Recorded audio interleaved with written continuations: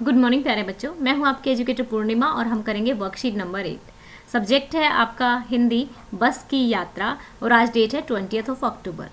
ये वाला पूरा चैप्टर हम पढ़ चुके हैं, आप लोगों को अलग से मैंने करवा दिया था, तो अब इसके हम क्वेश्चन करेंगे। ठीक है, डायरेक्ट क्वेश्चन पे चलते हैं। तो चलिए, बस अचानक रुक क्यों गई?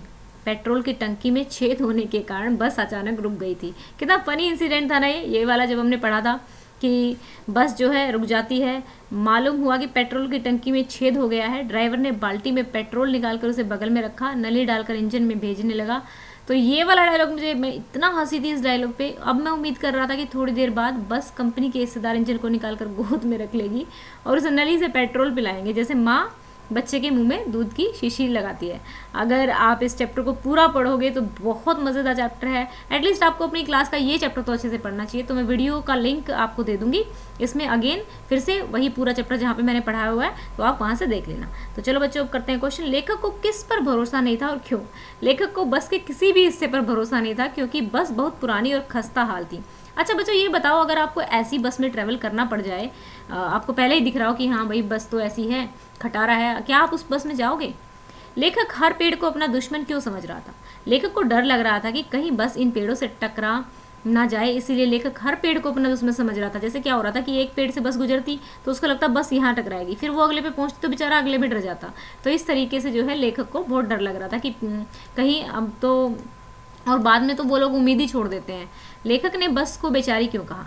पुरानी और खस्ता हाल बस पेड़ों की छाया में खड़ी हुई बड़ी दयनीय और ऐसी लग रही थी जैसे कोई वृद्धा थक कर बैठ गई, इसलिए लेखक ने बस को बेचारी कहा था। ठीक है, बस की तुलना वृद्धा से क्यों की गई, अपने शब्दों में लिखिए।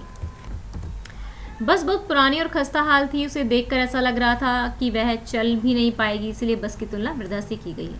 तो गतिविधि देखिए, आपकी गतिविधि में क्या है? गतिविधि में दिया हुआ है, लेखक हरिशंकर प्रसाद द्वारा रचित यह पाठ बस की यात्रा एक व्यंग है। व्यंग यानी जब बातों को सीधे रूप में न रखकर इस प्रकार घुमा फिरा कर कहा जाए कि बात बुरी भी न लगे और थोड़ा समझ भी आ जाए। इस पाठ में बहुत सारे वाक्य व्यंग के रूप में कही गई हैं, जैसे बस डाकिन है, बस को देखा तो श्रद्धा उमड़ पड़ी। अब आप इस पूरे पाठ से ऐसे और वाक्य ढूंढ कर लिखिए जिनमें व्यंग हो।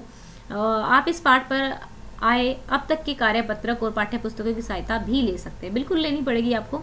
तो बच्चा क्या है,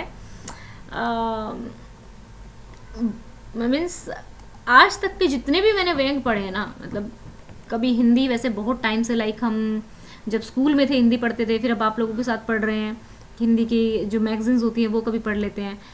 तो व्यंग की अगर बात करूँ तो सच में मतलब मैं जितना पहली बार ऐसा ये व्यंग रहा है जिसको पढ़ के मैं इतना हंसी हूँ, मतलब जिस दिन इस चैप्टर को आप लोगों को पढ़ाने के लिए पहली बार ऐसे देख रही थी कि पढ़ाना है, तो मैं अकेले ही जस्ट देख रही थी किस तरीके से आपको पढ़ाना है, क्योंकि ऐसा होता है ना कि आप लोगों के लिए थोड़ा लेक्चर को इंटरेस्टिंग बनाना होता है। तो मैं पहले बैठे बैठे हंस रही थी, तो मेरी दीदी रूम में भी आ गई कि तू क्यों हंस रही थी जोर जोर से। तो मैं मतलब पता नहीं, मे बी आप लोगों को इतना इंटरेस्टिंग ना लगे जब, लेकिन पूरा चैप्टर पढ़ोगे ना तो बहुत इंटरेस्टिंग लगता है। तो बस तो फर्स्ट क्लास है जी, खटारा थी लेकिन फिर भी कहते हैं फर्स्ट क्लास। सविनय अवज्ञा आंदोलन शुरू हो गया, इसमें बस गोता लगा जाएगी, हिस्सेदार इंजन को निकालकर गोद में रख लेंगे। तो ये सारे व्यंग थे। सबसे ज़्यादा जो हंसने वाली मुझे जो चीज़ लगी थी वो यही थी। हो सकता है आपको ये बिल्कुल भी हंसने वाली चीज़ ना लग रही हो, तो सम टाइम डिपेंड करता है कि हम लोग किस प्रकार के ह्यूमर की बात करते हैं। तो बच्चों, ये तो था 10th का टारगेट, यहाँ से मैं हटा देती हूँ। तो आप लोगों को इस वर्कशीट